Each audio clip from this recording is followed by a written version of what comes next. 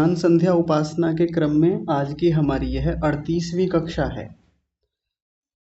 तो ध्यान को लेकर कुछ बातें हम कर रहे थे, चर्चाएं कर रहे थे। ध्यान में बैठकर वृत्तियों पर कैसे काम किया जाए, यह व्यावहारिक जीवन में भी हम अपने ध्यान को और कैसे अच्छा कर सकते हैं, क्योंकि ये मामला केवल आंख बंद करके बैठने वाला नहीं है। ध्यान पूरे जीवन की एक प्रक्रिया है। तो ध्यान में भी मुख्य रूप से हम जिन वृत्तियों को लेकर बात कर रहे थे वो क्लेशों से संबंधित वृत्तियां हैं, जिसमें 4 क्लेश हमारे हो गए हैं। पांचवा और अंतिम क्लेश जो अभिनिवेश क्लेश है, इस पर हमारी चर्चाएं चल रही थी। कल इसके बारे में थोड़ी सी बातें आपके सामने रखी थी। अभिनिवेश क्लेश बहुत महत्वपूर्ण क्लेश है और ये एक ऐसा क्लेश है जिस पर बातचीत बहुत कम हो पाती है, चर्चाएं बहुत कम होती हैं, इसलिए इस पर काम भी नहीं हो पाता है। एक बड़ी रोचक बात यह है कि ये कक्षाएं जितनी भी हैं, ये सब मनोविज्ञान से संबंधित हमारी कक्षाएं हैं, चर्चाएं हैं। यानी साइकोलॉजी, पहले इसको साइकोलॉजी ऐसा कुछ बोलते थे, लेकिन अब इसको आजकल लोग साइकोलॉजी बोलते हैं। तो उसके बहुत सारे गहरे संदर्भ हमारे योग दर्शन में, हमारे शास्त्रों में मिलते हैं। तो उन्हीं का जो मिला जुला रूप है, प्रयास रहता है कि उन पर बातें करें हम। उनके माध्यम से मन की स्थितियों को, मन की वृत्तियों को, मन के संस्कारों को या मन की जो भूमियां हैं उनको हम समझने का प्रयास करें, उन पर काम करें। तो अभिनिवेश को लेकर जो हमारी बातें चल रही थी, साइकोलॉजी की दुनिया में एक बड़ी रोचक बात ये होती है, यानी मनोविज्ञान की दुनिया में एक बड़ी गजब की बात यह है कि जब इस पर कुछ बातें होती हैं, चर्चाएं होती हैं, तो चर्चा करने वाला व्यक्ति जब ये बातें कर रहा होता है, तो सुनने वाले लोगों को ये लगता है कि ये बातें किसी और के बारे में हो रही है। यानी मेरे जीवन में शायद ये नहीं है। ये समस्याएं, ये दिक्कतें जो मनो रोगों से संबंधित हैं, मनोविश्लेषण से संबंधित हैं, इनका मुझसे सीधे सीधे कोई सरोकार नहीं है। कुछ लोग देखते हैं, काफी अंशों में अपने भीतर करने का प्रयास करते हैं, पर एक कमाल की बात यह है कि ये जो जो क्लेशों को लेकर बातें चल रही हैं, ये भी एक मनोविश्लेषण है। साइकोलॉजी का एक बहुत शानदार ये फैक्टर है। तो इस पर थोड़ा गंभीरता से हम ध्यान देंगे, क्योंकि ये हमारे भीतर बहुत गहराई से होता है और ध्यान जाता नहीं है उतना। और इस पर काम कैसे करना है, इसकी वृत्तियों को कैसे दुर्बल बनाना है, तनु करना है, और कैसे इसके संस्कारों को बाद में कमजोर करना है, इस पर भी आज हम बात करेंगे। तो आज की बातचीत एक घटना के साथ, जो कि हमेशा एक शैली रहती है कि बातें घटनाओं से, दृष्टांतों से, उदाहरणों से, कहानियों से बहुत अच्छे से समझ में आ जाती है। तो कहानी बहुत मजेदार है, रोचक है, सच्ची है। अभी हमारी कक्षा को, इसको, ये जो ध्यान संध्या उपासना की कक्षा चल रही है, इसको चलते हुए लगभग 1.5 महीना हुआ है। आपको याद होगा कि जब ये कक्षा शुरू हुई थी, तो योग दर्शन और इसके बीच में लगभग 1 महीने का गैप रहा था। उस समय जब ये कक्षा बंद थी, तो हमारे घर में चिनाई का काम चल रहा था, पशुओं के रहने के लिए कुछ स्थान बना रहे थे। तो उसमें एक बीम डला हुआ था, या डलने वाला था शायद, जितना मुझे ध्यान है। तो उसके लिए, बीम डलने के लिए एक पाड़ बनाई जाती है, गांव में उसको पाड़ बोलते हैं। पाड़ का मतलब होता है कुछ वर्टिकली यानी ऊर्ध्वाधर बल्लियां खड़ी करनी होती हैं, और उन पर तिरछी बल्लियां खड़ी लगा करके, बांध करके मजबूती से उनके ऊपर तख्ते जैसे लगा देते हैं, जिससे कि उन पर मिस्त्री खड़े होकर काम कर सकें। इस काम को मैंने और मिस्त्री ने कोशिश की कि बढ़िया से हो, उसमें पूरा ध्यान पूर्वक वो सब काम किए, अच्छे से बांधा उनको, बल्लियां भी अच्छी सेलेक्ट की, ध्यान से देखा, उनको चुना कि हाँ ये मजबूत हैं ताकि भविष्य में दिक्कत ना हो। और लगभग 8 से 9 फुट ऊंचाई रही होगी, और उस पर बल्लियों को मजबूती से बांधा, तख्ते वगैरह उन पर अच्छे से रखे, चेक किया ठीक ठाक कि हाँ मजबूत हैं, अब अच्छी स्थिति है, इन पर खड़ा होकर काम किया जा सकता है। बहुत सारी ईंटें मैंने ऊपर फेंकी, मिस्त्री ने वो लपक करके वो रख ली उधर ही, ऊपर ही। तो मिस्त्री ने कहा कि मसाला ले आओ। मैं मसाला लेकर के, मसाले की परात लेकर के सिर पर रखकर सीढ़ियों से जब चढ़ के ऊपर गया, तो जैसे ही पहला कदम मैंने उन तख्तों के ऊपर, जो ऊपर लगाते हैं, जो जमीन के समानांतर लगभग 9 फुट की ऊंचाई पर हैं, जैसे ही उस पर पहला पैर रखा, अचानक से वो जो जमीन के समानांतर यानी हॉरिजॉन्टली जो एक बल्ली लगाई जाती है, तिरछी लगाई जाती है, बांधी जाती है, जिस पर सारा बोझ होता है, अचानक से वो टूट गई और बहुत झटके से टूटी। और उसका टूटना था कि एकदम से ऐसा लगा कि जैसे मृत्यु सामने हो, क्योंकि नीचे ड्रम रखे हुए थे, ईंटें भी पड़ी हुई थी और एक डीपीसी की दीवार भी थी। और मिस्त्री जो है उनका वजन लगभग 80 के आसपास होगा। मेरा तो हल्का ही है, हल्का सा हूँ मैं। 47-48 किलो वजन है, तो मैं तो बल्ली पकड़ के ऊपर ही लटक गया। मिस्त्री साइड में थे तो वो बच गए थोड़े से। मसाले की परात मैंने ऊपर से ही नीचे फेंक दी। मैंने कहा भाड़ में जाए, सबसे पहले अपना जीवन है, जीवन बचाना चाहिए। तो कुल मिलाकर के उस दिन टिकट कंफर्म नहीं हुआ था, वेटिंग में था तो बच गए और आज कक्षा ले पा रहे हैं। इस घटना का किसी को नहीं पता था। तो यमराज ने भी सोचा होगा कि गायों की सेवा भी करते हैं, साथ में भैंसों की भी करते हैं, तो चलो आज इनको छोड़ दिया जाए, तो वो उधर से निकल गए थे। नहीं तो आप लोग शायद आज कक्षाएं रिकॉर्डिंग से ले रहे होते, योग दर्शन वाली। कुल मिलाकर के मृत्यु को एकदम सामने दिखने जैसा जो अनुभव होता है, वो बहुत सारी वृत्तियों और संस्कारों को खड़ा कर देने वाला होता है। ऊपर से बहुत सहजता से हम उतर के आए, बड़ी सावधानी से। आधा घंटा लगा मिस्त्री साहब को सहज होने में। मैंने उनको पानी पिलाया, घबराए हुए थे बहुत भयंकर, क्योंकि मैं तो शायद फिर भी बच जाता, पर मिस्त्री साहब जो है क्योंकि भारी शरीर है, तो पता नहीं क्या से क्या होता। इस पूरी प्रक्रिया में लगभग आधा पौन घंटा सहज होने में लगा, व्यवस्थित होने में लगा, फिर आराम से बल्लियां फिर से बांधी, काम शुरू किया फिर से। लेकिन सीखने वाले व्यक्ति के लिए, कम से कम मेरे जैसे व्यक्ति के लिए, तो एक अनुभव ये था कि कैसे अभिनिवेश क्लेश के संस्कार काम करते हैं। और ये कोई बहुत विलक्षण बात नहीं है जो घटना मैं बता रहा हूँ, कोई विचित्र नहीं है, कोई ऐसा नहीं है कि बहुत रेयर चांस ऐसा हुआ कि जी बहुत महान घटना हो गई। सामान्य है। सबके जीवन में किसी ना किसी एंगल पे, किसी ना किसी डिग्री पर, किसी ना किसी सिचुएशन में ये सब चीजें होती रहती हैं। घर में है, घर में अचानक से सिलेंडर आग पकड़ ले, कुछ और दुर्घटना हो जाए, भूकंप आ जाए, कुछ और हो सकता है। सामान्य रूप से सबके सामने चीजें होती रहती हैं। बाहर बाइक लेके निकले थे या पैदल निकले थे बाजार जाने के लिए, अचानक से पीछे से कोई ट्रक तेजी से कान के पास से गुजरा, तो एकदम से तारे दिख जाते हैं। यानी लगता है कि मृत्यु बस छू के गई है। ऐसा खूब होता है। तो जिस समय ये अनुभव हो रहा होता है, उस समय तो व्यक्ति के पास उतना समय होता नहीं कि वो इस अभिनिवेश क्लेश पर विचार करे। लेकिन यदि हमारे जीवन में ऐसे अनुभव हो रहे हैं, हमारे जीवन में या हमारे आस-पास के परिवेश में, निकट प्राणियों के साथ ऐसी घटनाएं हो रही हैं, हम उनकी मृत्यु को देख रहे हैं, तो बहुत शानदार अवसर है कि हम वहां से इन वृत्तियों को, इन संस्कारों को पकड़ने का प्रयास करें। एक और मजेदार घटना आपको बताते हैं। लगभग 2 साल पहले की घटना है। तो हमारा जो बैल है ये साहीवाल नस्ल का है। साहीवाल एक नस्ल है, लाल रंग की होती है। बहुत ताकतवर होते हैं, बहुत फुर्तीले होते हैं। तो इसको उस समय प्रशिक्षण देना शुरू किया था, यानी बैलगाड़ी में जोड़ करके चलना सिखा रहा था मैं। पिताजी भी थे, पिताजी पीछे रह गए, मैं अकेला था। इसको गांव की तरफ वापस लौटा के लेके आ रहे थे। बहुत अड़ियल है, भयंकर अड़ियल। तो जब उधर से लौटा के ला रहे थे, बहुत तेज गति से आ रहा था। मैंने इसको रोकने के, नियंत्रित करने के बहुत प्रयास किए, लेकिन ये रुका नहीं। अब मैंने देखा आगे कुछ छोटे बड़े बच्चे खेल रहे थे, और मैंने सोचा कि यदि ये नियंत्रित नहीं हुआ ना, तो आज आगे पता नहीं क्या क्या होगा। उसकी मैं भी कल्पना से सिहर गया था।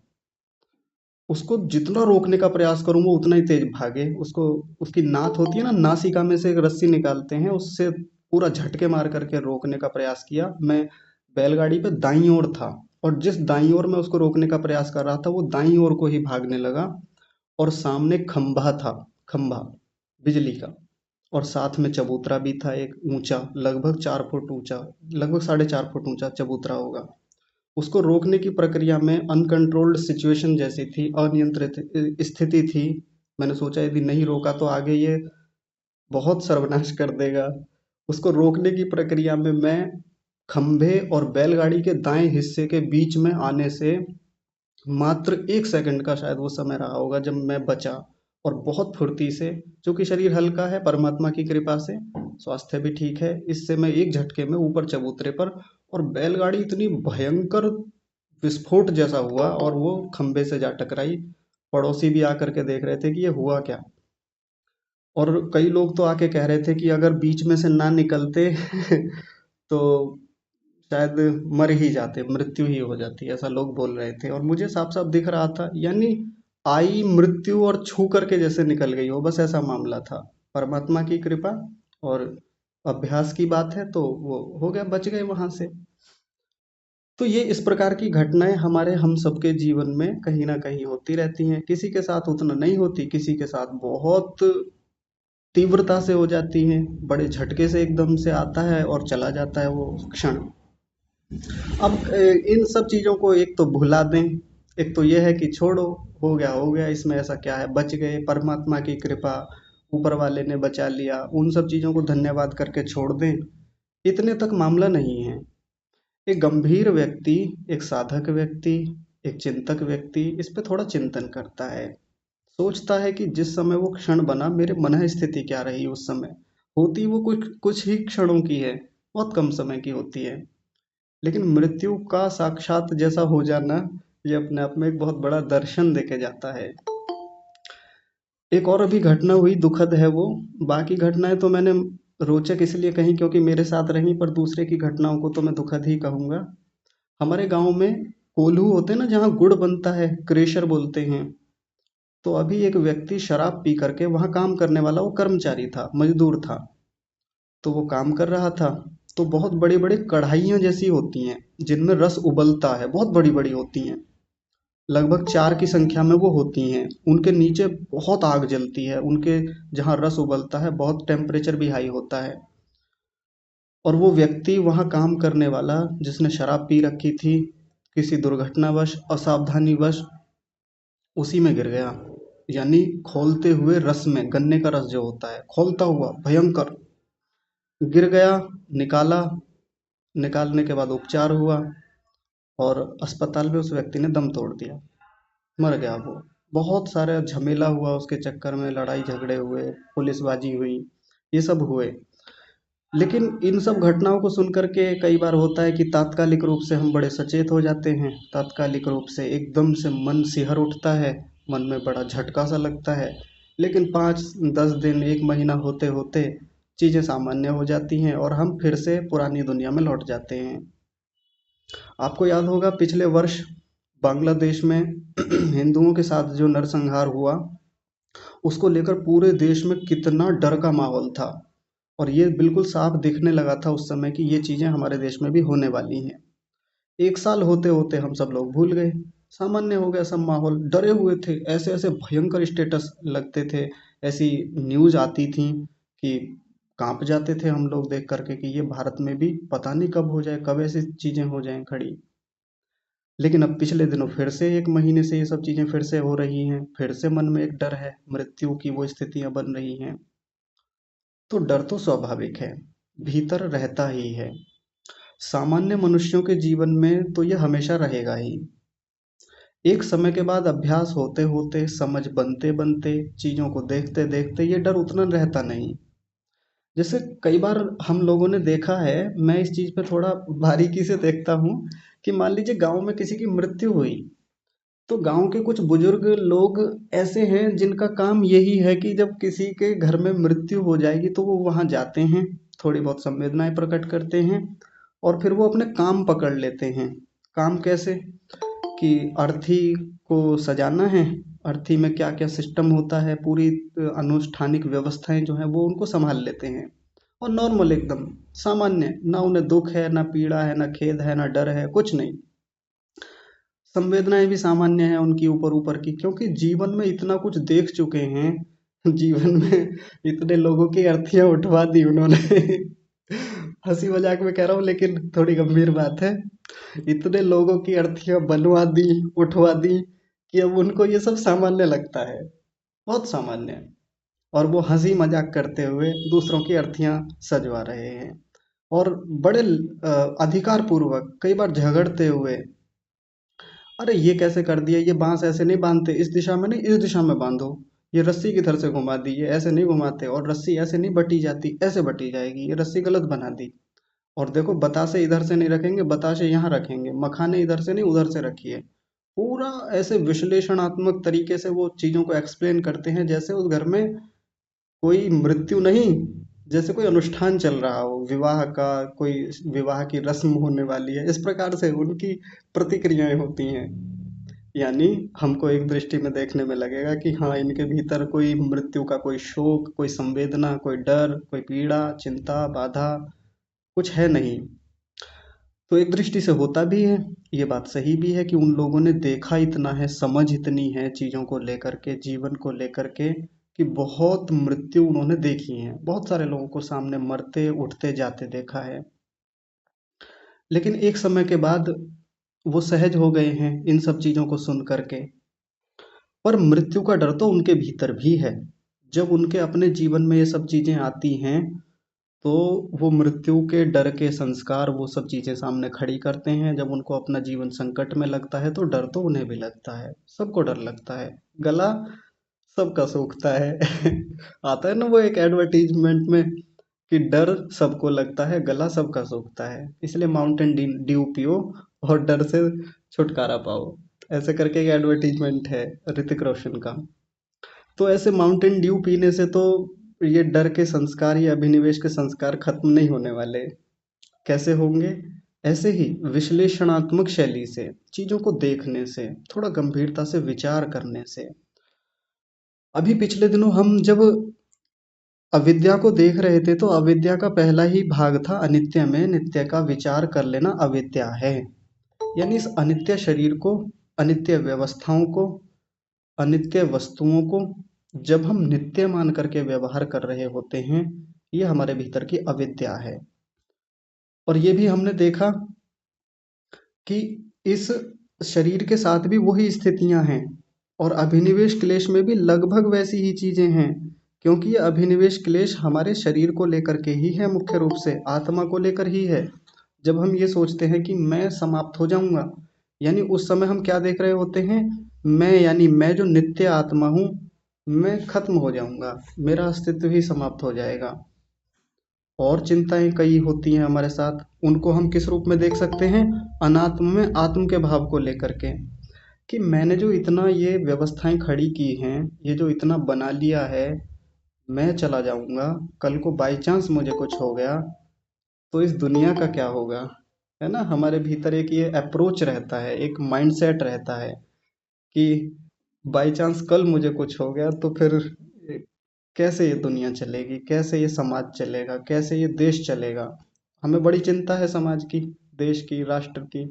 उसको लेकर भी एक ऐसी ऐसी स्थिति बनी रहती है नित्यत्व वाली, अनित्य में नित्य वाली, और अनात्म में आत्मबोध वाली। तो जिस समय हम किसी की मृत्यु देखें, हम किसी का ये दुर्घटनाएं देखें, थोड़ा अजीब तो है इन सब चीज़ों पे बात करना, कई बार ऐसी बातें करना बड़ा अशुभ माना जाता है। जैसे मैं भी इन बातों को इस रूप में रख रहा हूँ, तो कई लोगों का मन थोड़ा सा विचलित जैसा हो रहा होगा, मन खराब हो रहा होगा कि ये क्या बातें, थोड़ा अच्छी बातें की जाएं, ध्यान संध्या उपासना की बातें हो रही हैं तो उसमें कुछ शुभ बातें कीजिए। ऐसा मन में आ रहा होगा, लेकिन मैं क्या करूं, मजबूरी है कि ये सब बातें करनी है, क्योंकि जीवन की सत्यता है, ये सब हम सबके साथ होता है। और ये हमारे संसार में, समाज में सब होता है, और हमारे साथ भी होता ही है और होगा भी। तो इन पर बात खुल के की जाए, स्पष्टता से की जाए, ताकि जीवन की जो सत्यता है वो स्पष्टता से समझ में आ सके। तो अब एक मुख्य बात ये है, हम इस अभिनिवेश क्लेश की सबसे पहले तीव्रता को पहचानें। जैसे हमारे साथ कोई दुर्घटना हुई, या किसी और के जीवन में कोई इस प्रकार की दुर्घटना हुई कि जहां हमें डर लगा अपनी मृत्यु को लेकर के, अपने नष्ट होने को लेकर के, तो पहले तीव्रता का पता करें कि इस वृत्ति की तीव्रता कितनी है, यानी डर कितनी तेजी से लगा, कम मात्रा में था, अधिक मात्रा में था, या कैसा था। उसमें भी थोड़ी पहचान ये करें कि जब बाहर के लोग मर रहे थे, बाहर की मृत्यु देखी हमने, तो कितना डर था। और जब बिल्कुल अपने सगे संबंधी, अपने निकट के लोग जिनके साथ गहरा जुड़ाव था, लगाव था, जब वो गए, या वो जाने की स्थिति में थे, तब मेरे भीतर अभिनिवेश क्लेश की वृत्ति की तीव्रता कितनी थी। यानी बाहर कभी दुर्घटनाएं होती हैं तो हम बड़ा लाइटली बिहेव करते हैं, बहुत हल्के में लेते हैं उसको। हम सोचते हैं अरे मरते हैं, जीवन है ना, ऐसे ही तो बोलते हैं। 4 दिन का जीवन, वो सब हमने कहानियां रट रखी हैं, बातें रट रखी हैं। लेकिन जब अपने साथ, अपनों के साथ ये चीजें होती हैं, तो वहाँ मामला कुछ और होता है। फिर हम ये ज्ञान की बातें भूल जाते हैं। फिर तो डर डर डर, चिंता चिंता चिंता, और वो शोक वो ही बना रहता है। तो तीव्रता सबसे पहले देखनी है। अब इसमें मुख्य बात ये है कि अगर अपने निकटस्थ परिजन के जाने पर भी मृत्यु के भय की तीव्रता बहुत अधिक नहीं है, यानी वृत्तियां अधिक नहीं हैं, तो हम मान के चलें कि हाँ, अभिनिवेश क्लेश हमारे भीतर दुर्बल स्थिति में है, कमजोर स्थिति में है। ये ऐसे एक अनुमान लगा सकते हैं हम, क्योंकि यहीं से तो पता चलेगा ना। एक व्यक्ति किसी की मृत्यु होने से इतना भयभीत और इतना विचलित हो जाता है कि वो परेशान हो जाता है। जैसे महर्षि दयानंद सरस्वती के जीवन का उदाहरण लें। जब बचपन में उन्होंने अपनी बहन को मरते देखा, अपने चाचा को मरते देखा, दो मृत्यु के बड़े बड़े झटके उनको वहां लगे, तो भीतर से हिल गए थे। यानी अभिनिवेश क्लेश था उनके भीतर, और भयंकर मात्रा में उभर के आया एकदम से। संस्कार थे, सबके भीतर होते हैं, उनके भीतर भी थे, और अचानक से आए, गहराई से उठ करके आए, बहुत तीव्र वेग से आए। वैसी वृत्तियां खड़ी की, डर तीव्र था, घर छोड़ने का विचार बना लिया, घर छोड़ देंगे क्योंकि मुझे नहीं मरना। यही तो भाव थे ऋषि दयानंद के, मुझे नहीं मरना, मुझे इन सब लोगों की तरह मृत्यु को प्राप्त नहीं होना। छोटी ही आयु थी, उतनी समझ भी नहीं होती एक व्यक्ति की। तो ये जो अचानक से इस प्रकार के झटके लगने से, बहुत तीव्रता से जब ऐसी स्थितियां बनती हैं, तो उससे हम एक अनुमान लगा लेते हैं कि हमारे भीतर मरने के डर के संस्कारों की तीव्रता कितनी है। क्योंकि संस्कार को सीधे सीधे हम देख नहीं सकते, ना संस्कार को सीधे सीधे पकड़ सकते, वृत्ति पकड़ सकते हैं।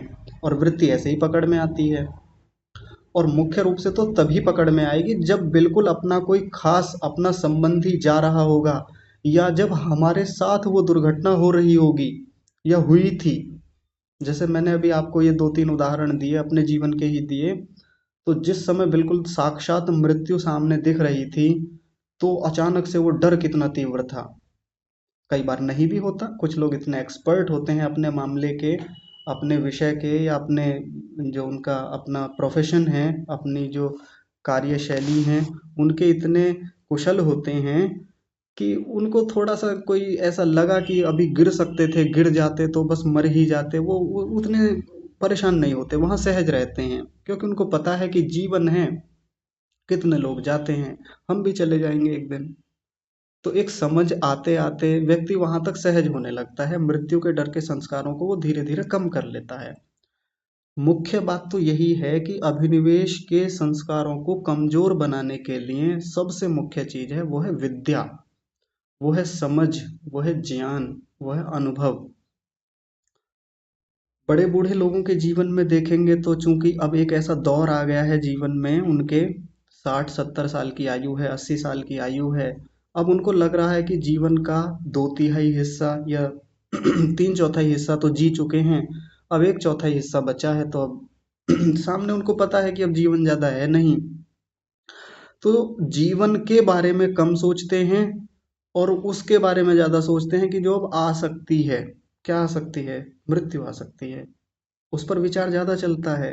उस पर विचार ज़्यादा चलता है ना, तो बहुत सारे लोग फिर गंभीर दिखते हैं। इसीलिए इस आयु में आते आते अध्यात्म के प्रति रुचि ज़्यादा हो जाती है। और जो हमारे जैसे लड़के हैं, अभी नौजवान हैं, अभी उनको ये लग रहा है कि जीवन का अभी 1/3 हिस्सा जिया है, 1/4 हिस्सा ही तो जिया है, अभी 2/3 3/4 बहुत पड़ा है, अभी तो 70-75 साल पड़े हैं।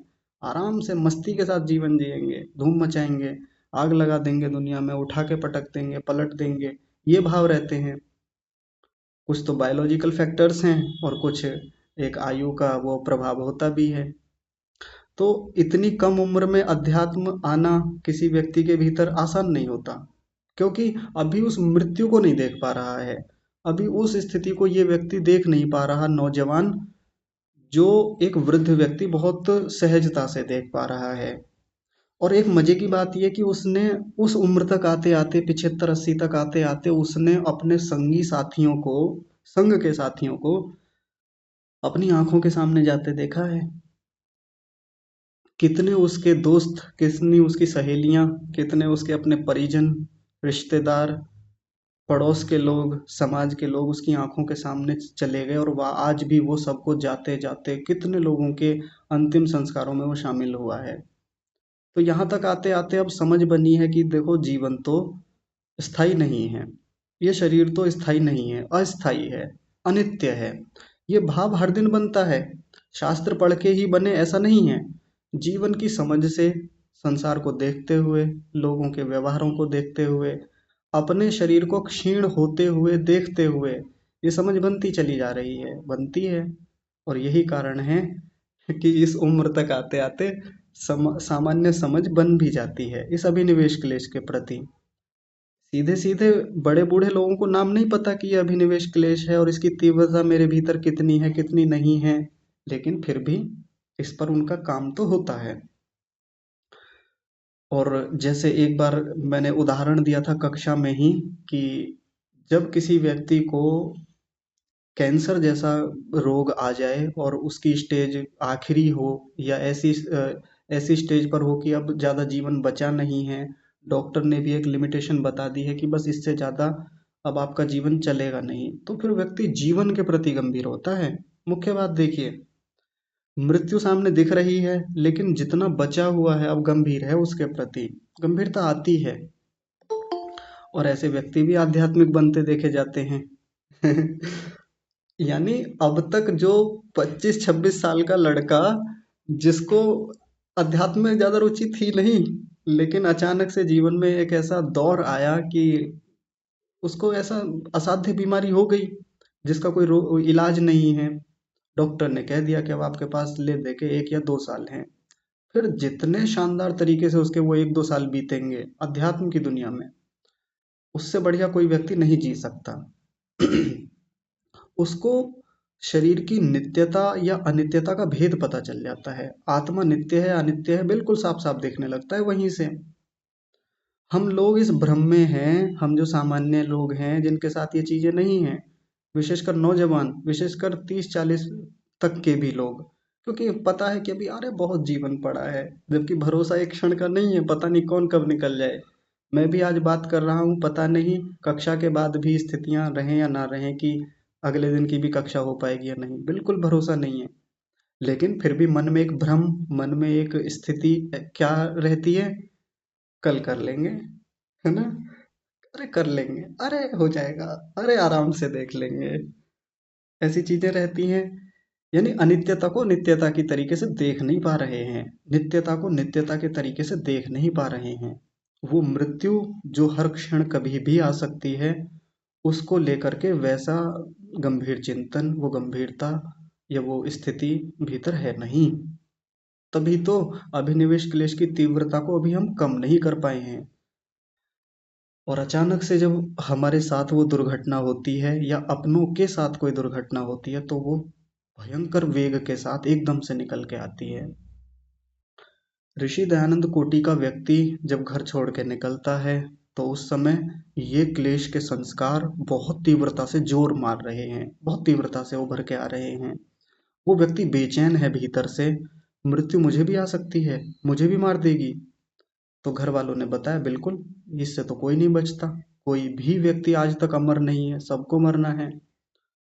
तो क्या कोई उपाय नहीं है कि इसको, इससे पीछा छुड़ाया जा सके, इसको हटाया जा सके? तो उपाय बताए लोगों ने। महात्मा बुद्ध के जीवन की भी ऐसी कहानी है, और भी कई महापुरुषों के जीवन में ऐसी घटनाएं हुई। तो उपाय बताए जाते हैं कि हाँ, एक ही उपाय है कि मुक्ति को प्राप्त किया जाए, ईश्वर को प्राप्त किया जाए, यही है इस मृत्यु के दुख से बचने का उपाय, यानी इस अभिनिवेश क्लेश से दूर होने का उपाय। तो व्यक्ति घर छोड़ता है, उन्होंने घर छोड़ा। और ये वो ऋषि दयानंद हैं जिन्होंने मृत्यु के डर से घर छोड़ा, एक भयंकर स्थिति बनी थी। और ये वो महान साधक हैं, महान ऋषि कोटि के व्यक्ति हैं, जब उनके सामने मृत्यु साक्षात होती थी। कितने ऐसे इंसिडेंट उनके जीवन में आए, एक्सीडेंट आए कि सामने मृत्यु खड़ी हुई है और वो सहज हैं उस स्थिति में भी। कितने लोगों ने मारने तक के उनको प्रयास किए, लेकिन उन स्थितियों से बहुत सहजता से वो बाहर निकल के आए। कितनी घटनाएं उनके जीवन में हम देखते हैं, है ना? जब हमने उनका जीवन का चरित्र पढ़ा है तो उनके जीवन में ऐसी कई घटनाएं रही। जब वो जंगल में थे, भालू सामने आ गया था, तो बिल्कुल सहजता से, अगर मान लीजिए एक हमारे जैसे व्यक्ति के सामने भालू आ जाए, तो हमसे तो 2-3 गुना होता है भालू, वो तो मार ही देगा। वो ना मारे तो हम वैसे ही डर के मारे मर जाएंगे भालू को देख करके तो। लेकिन ऋषि दयानंद बड़ी सहजता से और बड़ी निडर साहस साहस के साथ उसके सामने खड़े रहे, और उसको जो भी अपना लठ दिखा करके उन्होंने डराया, हटाया, और वो भाग गया वहां से। तो वहां जाकर के, उस कोटि पर जाकर के अभिनिवेश क्लेश खत्म होने वाला है, या दुर्बल होने वाला है, कमजोर पड़ने वाला है। वहां तक की यात्रा हमको तय करनी है। तो अभिनिवेश क्लेश को इसलिए हल्के में नहीं ले सकते। महात्मा बुद्ध के जीवन में भी हम घटनाएं देखते हैं कि वो भी मृत्यु का डर, मृत्यु देखी उन्होंने, कई बीमार लोगों को देखा तो चिंताएं हुई, तो उपाय भी ढूंढे, घर छोड़ा, साधना की, बहुत कुछ जीवन में मिला, बोध हुआ। और यही वो महात्मा बुद्ध हैं जिनको मृत्यु का एकदम से बहुत डर हुआ था, भय हुआ था, और अंगुलीमाल जैसा डाकू जब सामने आया तो सहज हैं। जबकि पता है कि वो सामने डाकू जो है उसकी बुद्धि का कुछ पता नहीं, किधर घूम जाए और कब हत्या कर दे, कोई विश्वास थोड़ी है ऐसे डाकू डकैत का। लेकिन ऐसे समय में भी व्यक्ति सहज है, विनम्र है, शांत है, धैर्यवान है, और उसका जीवन पलट देता है वहीं से। तो सबसे पहला काम हम लोगों को ऐसे महापुरुषों से सीखने का, या हमारे जीवन में भी ऐसे बहुत साधु संत, बड़े सन्यासी, आचार्य, गुरु मिलते हैं, उनके जीवन को देखें, समझें, और मुख्य रूप से अपने साथ क्या चल रहा है इसको देखें। अभिनिवेश क्लेश की तीव्रता को पहचानें, और मैंने बताया इसकी तीव्रता का पता तभी चलेगा जब बिल्कुल अपने निकटस्थ परिजनों की मृत्यु हो रही हो गई हो, तो हम वहाँ कितने सहज थे या कितने असहज थे, इससे पता लग जाएगा, अंदाजा लग जाएगा। अच्छा, एक बड़ी और थोड़ी सावधानी की बात मैं बताऊंगा, थोड़ा ध्यान से सुनिएगा। ये बातें पब्लिक प्लेटफॉर्म पे करने की नहीं होती। यानी हम घर में इन बातों को करने लगे सीधे सीधे, कहीं किसी की मृत्यु हुई तो वहां प्रवचनात्मक शैली में इन बातों को करने लगे, नहीं, बहुत खराब चीज है। लोग फिर कहेंगे घर जाओ अपने, ज्यादा आचार्य ना बनो ज्यादा विद्वान ना बनो हमारे सामने। ये सब मानसिक चिंतन की बातें हैं। घर में भी हम सीधे कह के नहीं कह सकते कि मेरी माँ है, मेरे पिता है, मेरा पुत्र है, मेरी पत्नी है, अनित्य हैं, ये तो कभी भी जा सकते हैं, मैं तैयार हूँ, अब आप कभी भी इस संसार को छोड़ के जाए, मुझे बिल्कुल दुख नहीं होगा। और कई बार तो हम इतनी ऐसी खराब खराब चीजें कर देते हैं, जैसे आजकल मैंने खूब देखा है कि किसी व्यक्ति के प्रति हमारा द्वेष है या कुछ बात है, तो हम स्टेटस पे लगाते हैं, और स्टेटस प्रिवेसी में जाके केवल उसी पर्टिकुलर व्यक्ति को सेलेक्ट करके हम स्टेटस लगाते हैं कि वो देख ले, क्योंकि पर्सनली भेजना खराब लगता है। और हम क्या लिखते हैं, इस संसार में कोई किसी का नहीं है, सब मतलब के यार हैं, सब मतलबी हैं, ये मतलबी दुनिया है, कोई किसी का अपना नहीं होता, सब अपने लिए जीते हैं, ऐसा स्टेटस लगा दिया। जिसको दिखाना था उसने देख लिया, इसने डिलीट कर दिया। और कई बार ऐसे स्टेटस हम पब्लिकली लगाते हैं, कई बार ऐसी पोस्ट हम व्हाट्सएप ग्रुप्स में या फैमिली ग्रुप्स में तक में भेज देते हैं, या और भी सोशल मीडिया के बाकी प्लेटफॉर्म्स पर हम शेयर करते हैं कि कोई किसी का नहीं है इस दुनिया में, सब मतलबी हैं। और ऐसी बात सुन करके जिन जिन लोगों ने सुना वो तो चुप रह जाते हैं, वो कुछ उत्तर नहीं देते। लेकिन एक समय ऐसा जरूर आता है, जरूर आता है, मैंने तो अनुभव किया है कि हम ये बात कह के तो हट जाते हैं कि सब मतलबी हैं, कोई किसी के काम नहीं आता। और जिनके लिए वो स्टेटस लगाया था ना, या जिनके लिए वो पोस्ट शेयर की थी, एक दिन कभी ना कभी उन्हीं लोगों के सामने जाके हाथ फैलाना पड़ता है, उन्हीं लोगों के सामने जा करके वो सहायता मांगनी पड़ती है। इसलिए बहुत आत्मविश्वास में आकर के, आत्मविश्वास में आकर के, अति उत्साह में आकर के, या अति आध्यात्मिकता में आकर के पब्लिकली ये चीज हम ना करें, कम से कम, कि सब मतलब के हैं। अब ये जो है मेरा बेटा है, मेरी बेटी है, ये क्षणिक हैं, अनित्य हैं, पता नहीं कौन कब चला जाए, मैं कब चला जाऊं। ये बातें ऐसे सार्वजनिक रूप से करने वाली नहीं होती, इनका चिंतन व्यक्तिगत हो। हमारे खुद के जीवन में हो, अंदर हो, उसका एक्सप्रेशन, उसकी अभिव्यक्ति कम से कम ना हो तो बहुत बेहतर है।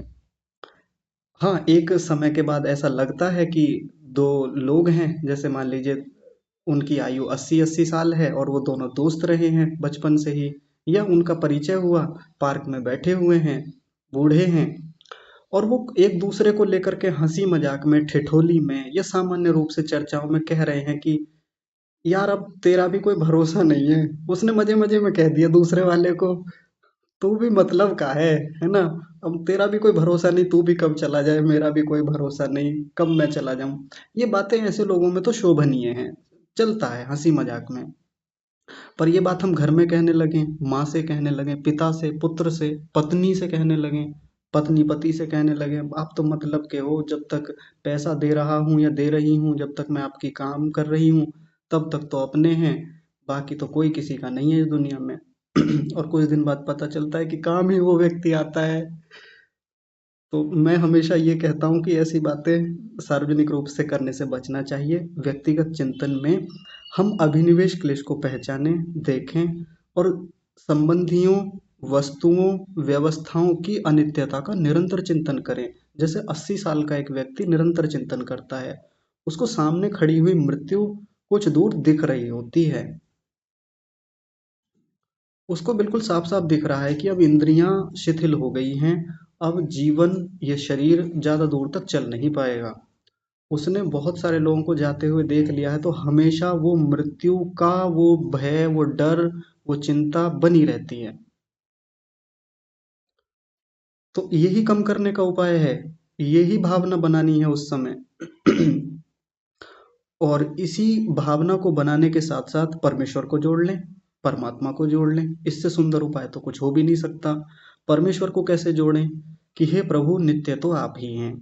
जीवन कितनी बार मिला है, कितनी बार शरीर छूटे हैं, कितनी शरीरों से पीड़ाओं को झेलते हुए और कितनी बार मृत्यु के महान कष्ट को सहते हुए आज मैं इस मनुष्य शरीर में हूँ, और आज भी उस पीड़ा से दूर नहीं हुआ हूँ। आज भी उसके संस्कार हटे नहीं है भीतर से, ये अविद्या दूर नहीं हो पा रही है। एक आप ही हैं जो मुझे इस पीड़ा से बाहर निकाल सकते हैं। आप ही हैं जो मुझे जीवन की नित्यता और अनित्यता का भेद करा सकते हैं। आप ही हैं जो मुझे क्षण क्षण बोध करा सकते हैं, प्रेरणा करा सकते हैं कि मैं जीवन के प्रति गंभीर रहूं, इस मनुष्य जीवन की महत्वता को समझूं, और जो चीजें बेकार की हैं, व्यर्थ की हैं, मैं उनमें समय व्यर्थ ना करूं। तो हे प्रभु, मेरे भीतर से इस मृत्यु के भय को निकालिए और मुझे उस स्थिति में पहुंचाइए जिस स्थिति में जाने के बाद मृत्यु का भय लेश मात्र भी नहीं रहता। मुझे वो स्थिति चाहिए। और वो स्थिति कौन सी है? वो स्थिति तो वही है जो आपको प्राप्त करने पर हो मिल सकती है। यानी आप मुझे वो शक्ति दीजिए, वो सामर्थ्य दीजिए, वो रास्ता दिखाइए कि मैं जिस भंवर में फंसा हुआ हूँ, मैं जहाँ अटका हुआ हूँ, जहाँ मैंने इतने लोगों की मृत्यु को देखा है, मैं कितनी बार भी मृत्यु के साक्षात मुख से निकल के आया हूँ। आप मुझ पर कृपा कीजिए कि मैं इस मृत्यु से सदा के लिए छूट जाऊं। सदा के लिए छूटने का मतलब वहाँ एक सेंस में है, सदा के लिए तो कोई नहीं छूटता। मुक्ति भी एक लिमिटेड टाइम पीरियड के लिए ही होती है। तो एक भाव है बस वैसा कि हे प्रभु, मैं इससे छूटना चाहता हूँ पूरी तरह से। नहीं चाहिए मुझे ये मृत्यु। मुझे तो आप उस नितांत मुक्ति की ओर ले जाइए जहाँ जाने के बाद ये अभिनिवेश क्लेश बिल्कुल समाप्त हो जाने वाला है। परमात्मा को जोड़ें, और ये व्यवहारिक जीवन में किए जाने वाली चीजें हैं, और जिसको मैं हमेशा कहता हूँ, ध्यान में बैठ कर करेंगे तो बहुत बढ़िया तरीके से कर पाएंगे, बहुत अच्छे से करेंगे। बस एक अंतिम छोटी सी रोचक चर्चा के साथ आज की बातचीत को समाप्त करेंगे।